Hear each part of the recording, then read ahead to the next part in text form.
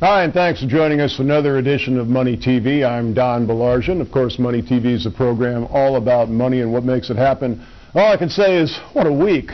Just as we're beginning to see signs of optimism from consumers, consumer confidence rose unexpectedly last month on hopes that we've finally seen the end of the decline in the economy's output.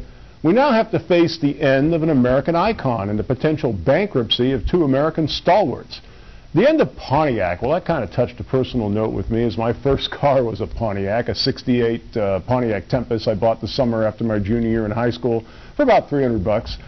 It's amazing that in the last 25 years or so, we've now seen the end of Pontiac, of Oldsmobile, of Plymouth, and even a manufacturer, American Motors. But two other manufacturers are now on the ropes, Chrysler and GM.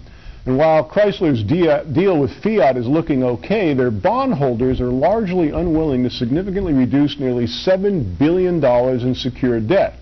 The government deadline for Chrysler's now expired. Chapter 11 became the only option for Chrysler.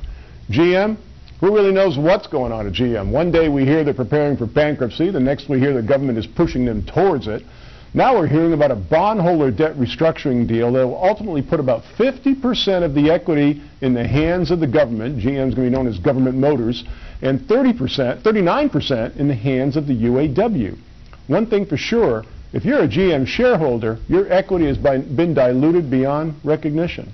Add to all of this a swine flu pandemic scare, oil inspectors switching political parties, putting the Democrats' one Al Franken court victory away from the magic number of 60 in the Senate, and we have had a week for the ages.